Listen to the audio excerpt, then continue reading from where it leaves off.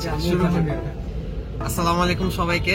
হয়তোবা আমাকে এখানে এক্সপেক্ট করতেছেন না, জামান ভাইয়ের জায়গাটা আজকে আমি নিয়ে নিছি। আমরা এখন যাচ্ছি সিএসআই এক্সার যে ইভেন্টটা ছিল আজকের ইভেন্টটাতে।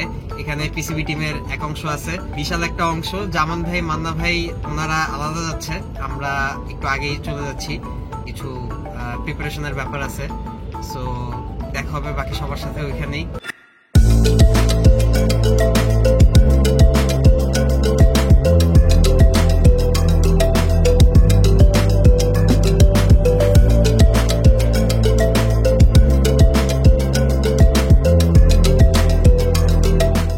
যারা এসেছেন তাদের সকলকে ধন্যবাদ, যারা আসেননি তাদেরকেও ধন্যবাদ।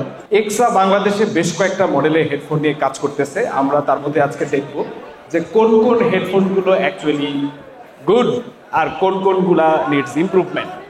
হ্যালো এভরিওয়ান, আশা করি ভালো আছেন। এনার্জি অনেক লো, স্পেশালি মাল্টিপ্ল্যান থেকে যারা আসছেন তারা সবাই 8:30টার পরে আসছেন। গেমার্সদের নিয়ে কাজ করে এক্সা। এক্সা বাংলাদেশে 9 মাস যাবত আছে। এইটা যতটা না আমরা জানি তার থেকে বেশি হয়তো কনজিউমাররা জানে। যারা কিনেছে এক্সার হেডফোনগুলো তারাই ভালো বলতে পারবে যে এক্সার কি অবস্থা এখন। তবে আজকে আনফরচুনেটলি কনজিউমার এন্ডের লোকজন কম, বিজনেসের লোকজন বেশি।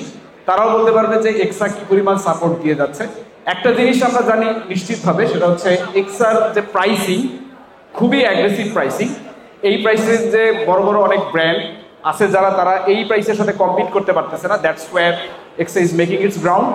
তবে আই বিলিভ যে এক্সার প্রাইসিং ছাড়াও এমন কিছু কোয়ালিটি ফিচার আছে যেগুলোর কারণে তাদের আলাদা একটা মার্কেটের চাহিদা তৈরি হয়েছে। এক্সার হিস্ট্রি নিয়ে আমরা কিছু কথা বলবো। এক্সা কোথা থেকে এসেছে, কিভাবে এসেছে। এক্সা আসলে নোনাবাইট নামে একটা কোম্পানি থেকে শুরু হয়। নোনাবাইট 2013-এ শুরু করে।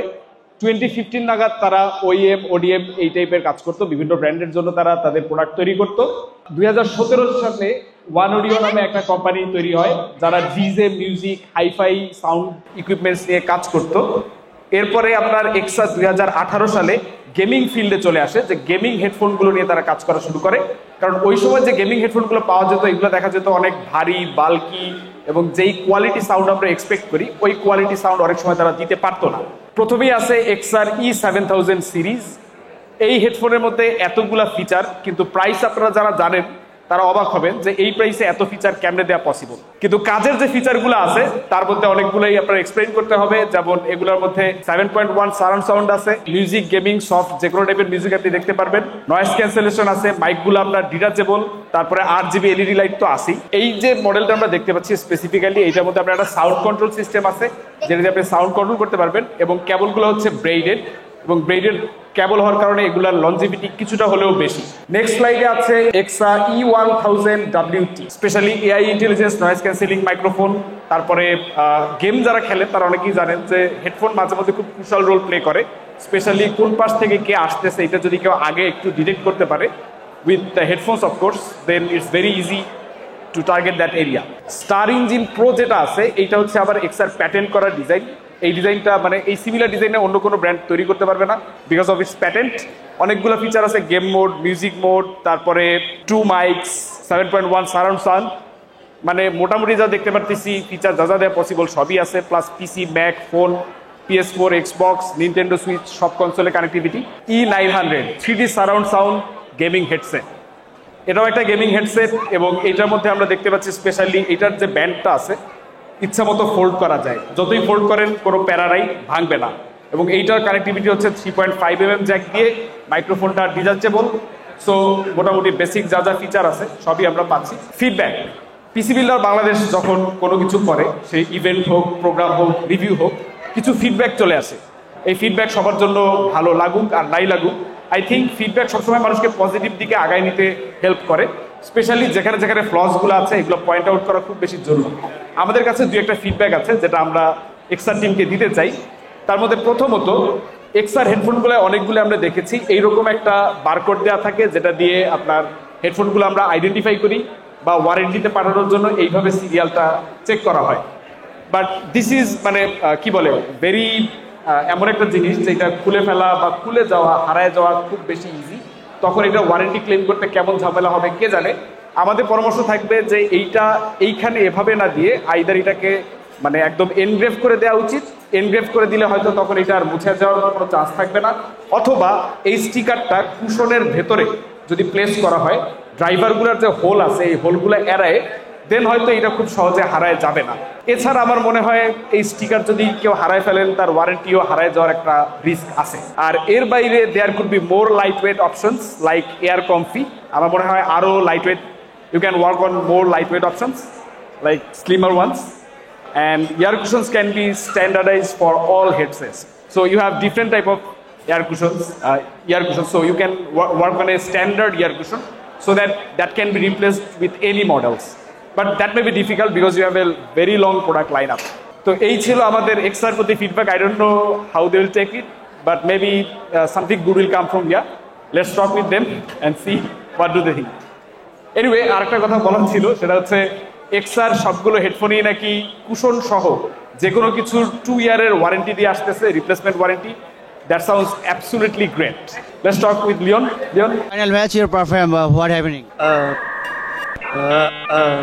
2-year warranty means if there's any warranty or quality problem like the speaker or the microphone cannot work within 2 years, then you can feedback this after service problem to computer solution.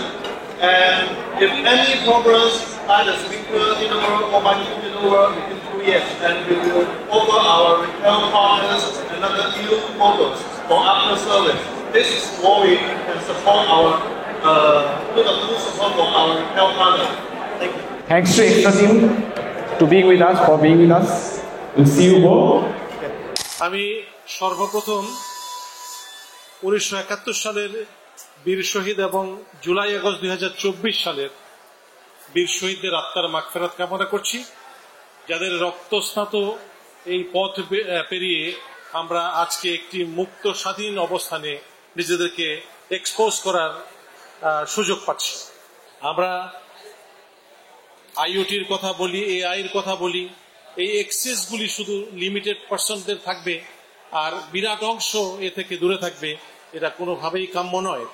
সেজন্য অতীতেও কিন্তু কাজ হয়েছে, দীর্ঘদিন যাবৎ কিন্তু আইসিটিতে কাজ হচ্ছে, কিন্তু আমাদের কয়েকজন বন্ধুর কাছ থেকে যে তথ্য আমরা পেলাম, এই তথ্যটি শুধু তাদের তথ্য নয়, এই তথ্যটি আমি আইসিটি ডিভিশনে জয়েন করার পর স্টক টেক করতে গিয়ে দেখেছি যে এই জায়গায় যে পরিমাণ অর্থ ব্যয় করা হয়েছে সে অনুযায়ী কিন্তু আউটপুট হয়নি। হাইটেক পার্কের কথা বলা হচ্ছে, নাম থেকে বোঝা যায় হাইটেক পার্ক। এখানে যারা বিভিন্ন অবস্থানে থাকবেন, অর্থাৎ যারা একটা স্পেস যার থাকবে, তিনি 100% ফ্যাসিলিটেট হবেন। কোনো একটা ফ্যাসিলিটি যদি শর্টেজ থাকে, এটাকে কোনোভাবে হাইটেক পার্ক বলা যাবে না। কিন্তু আজকেও সকালে আমি কিছু সংখ্যক ব্যবসায়ীর সাথে কথা বলেছি, এখনো শুনলাম হাইটেক পার্কে যারা ইনভেস্ট করেছেন তাদের ইনভেস্টমেন্টটা পুরাই মানে সাঙ্ক কস্ট। আমরা অ্যাকাউন্টিং এর ভাষায় সাঙ্ক কস্ট কথাটি বলি। তার মানে হচ্ছে there is a very little possibility to get them back. এই অবস্থাটা আসলে 15 বছরে যে জগদ্দল পাথর আমাদের মাথায় চড়ে বসেছিল এর জন্য হয়েছে। আমরা প্রকিউরমেন্টে দেখেছি যে গভর্নমেন্ট প্রকিউরমেন্টের যে পাবলিক প্রকিউরমেন্ট অ্যাক্ট এবং রুল রয়েছে, ইজিপি গাইডলাইন্স রয়েছে, এগুলো দিয়ে যদি প্রকিউর করা হয় তাহলে প্রকৃত যে সার্ভিস প্রোভাইডার বা সাপ্লায়ার বা কনস্ট্রাকশন কন্ট্রাক্টর তিনিই কাজ পাবেন। কিন্তু আনফর্চুনেটলি দেখা গেছে কিছু সংখ্যক টার্গেটেড লোককে কাজ দেওয়ার জন্য যে পদ্ধতিটা অনুসরণ করা হয়েছে সেটা হচ্ছে সিঙ্গেল সোর্সিং। এতে করে প্রকৃত যে সার্ভিস প্রোভাইডার কম্পিটিটিভ ওয়েতে আসতে পারতেন তাকে আসার সুযোগ দেওয়া হয়নি। I believe without the development of information communication technology, any country we can develop properly.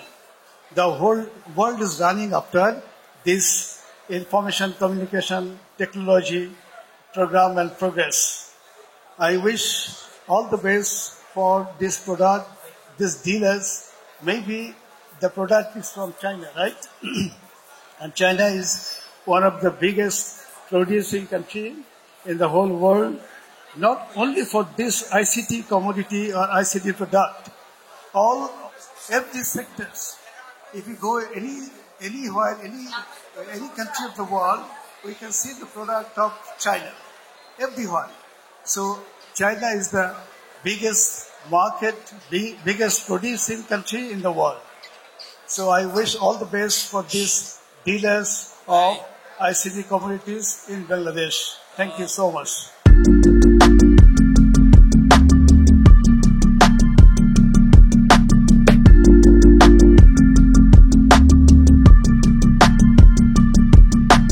কিছুক্ষণের মধ্যেই আমাদের অন্তরা এবং প্রীতম হাসানের মিউজিক্যাল পারফরমেন্স শুরু হবে।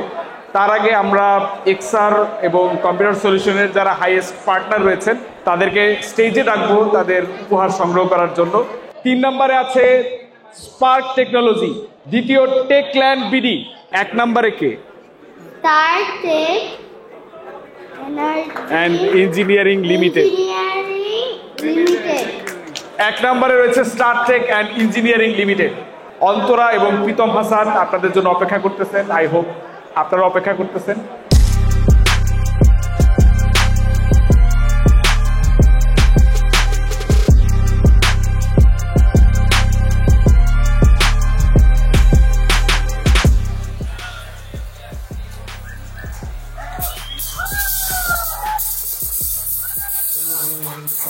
কেমন আছেন সবাই? জোরে শুনতে চাই, কেমন আছেন সবাই? আজকে আসলে খুবই ভালো হচ্ছে বিকজ এই যে প্রোডাক্ট যেগুলো আছে যেমন খুব close to my heart because আমি নিজেও একজন গেম খেলি মাঝে মাঝে। So I am very very happy that EKSA is doing amazing and আপনাদের কাছে যে প্রোডাক্টগুলো আসছে I think those will be amazing. So shout out to the entire management.